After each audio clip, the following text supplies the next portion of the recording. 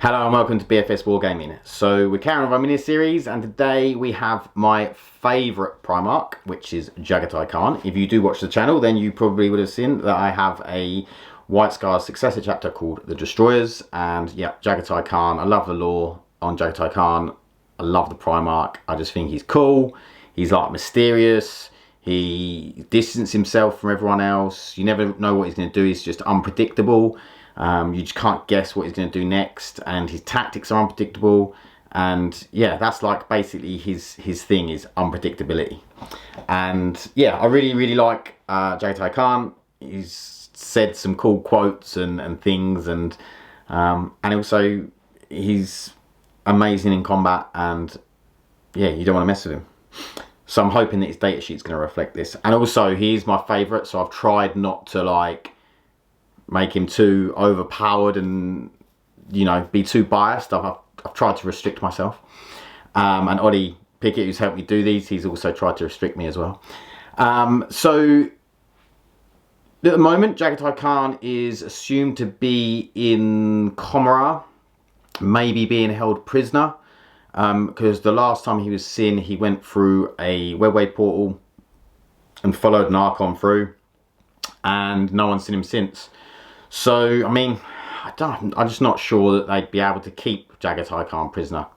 I think he might be running around Comora just causing havoc, or escaped and he's in the webway somewhere, or something along those lines, I feel. So it will be interesting when he does come back to where he has been and what he's been doing. Maybe he has been held prisoner.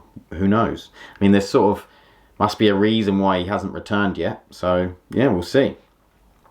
So his datasheet, movement 9. Again, I feel like Jaghatai Khan's going to be quite quick getting into combat. He can advance and charge because of the White Scars. So I haven't really talked on a lot of the other ones about the, you know, the fact that they're still going to get their chapter traits as well. So you have to take these things into consideration. So a lot of these things are obviously buffing those Primarchs as well. So yeah, he's got movement 9, but he can advance and charge. So he's got weapon skill 2+, ballistic skill 2+, strength 6, toughness 6, 7 attack, so again an extra attack on some of the other Primarchs. He's got wounds 9, leadership 10, and a 2+ save. So yeah, pretty standard. A couple of extra little buffs because I just wanted him to be a bit more combat-y. Then we have Khan Symmetra, so he has melee strength +4, so he's strength 10, -3, and then damage 3. Okay, so not, you're thinking, well, that's not, compared to a lot of the others, it's not amazing, but he ignores invulnerable saves. So it's only -3. I didn't want to go too much with that. So it's -3 rather than -4, because -4 might be a bit too strong if you're ignoring invulnerable saves.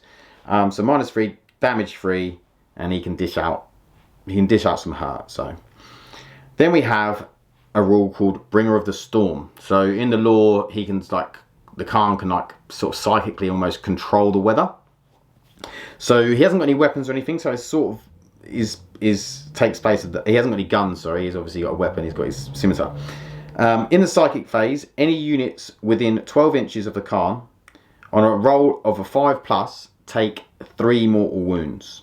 So it's only a 5+, so it's not that guaranteed to go off, but it's just a little bit of extra damage just going off around him. 3 mortal wounds can be quite brutal.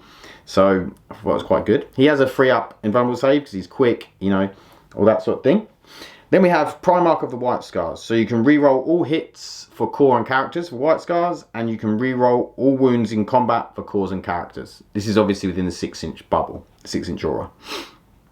So I wanted to give him the full rerolls in combat because, you know, he is that buffing character, and it's White Scars. They, you know, rerolls in combat, sort of their thing.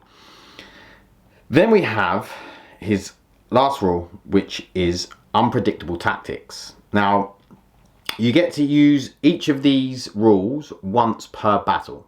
Okay, so the first one is Jaghatai Khan, if he is not in engagement range, can charge at the end of his opponent's charge phase. So you can charge at the end of your opponent's charge phase, and you get to hit first. So Jaghatai Khan gets to hit, he charges, he gets to hit first, even if it's another unit that have charged in the combat that he's going into. So yeah, pretty powerful. Only once per battle, but still pretty powerful, and it's sort of just unpredictable. You know, one turn he just suddenly charges, bang. Then we have, he can re-roll one failed saving throw. So one goes through, you know, you got that 3-up invuln, you failed a couple, he might die, you're like, oh, I get a free saving throw, and then you could CP the other one, and maybe keep him alive that little bit longer, just to make him a little bit more durable. Then we have the last rule on the unpredictable tactics is pick a friendly unit within 12 inches. So again, this is only once per battle. Pick a friendly unit within 12 inches. When that unit charges, add 2 to the charge, and for every model in that unit, roll a d6, and on a 5+, they cause 1 mortal wound. So once they get into engagement range, for every model, and you say you've got 5 intercessors, you'll roll 5d6. So if it's 10, you roll 10. So for each 5 up, you'll do 1 mortal wound. So again, quite nice. Only once per battle, but could be pretty brutal. So yeah, that is a Jaghatai Khan's datasheet. Maybe not quite as durable as a lot of the others, but he can certainly dish out some wounds, and he's buffing quite a bit as well with the full rerolls of wounds. So yeah, you're not going to want him in your lines because he will just literally tear you apart. But yeah, my you know, the Warhawk, the Kagan, he's my favourite, and I hope that he's going to be out soon. You know, I hope they get a model for him. So thanks very much. I hope you enjoyed it. Please like and subscribe if you did. Stay lucky, and I'll see you in the next one.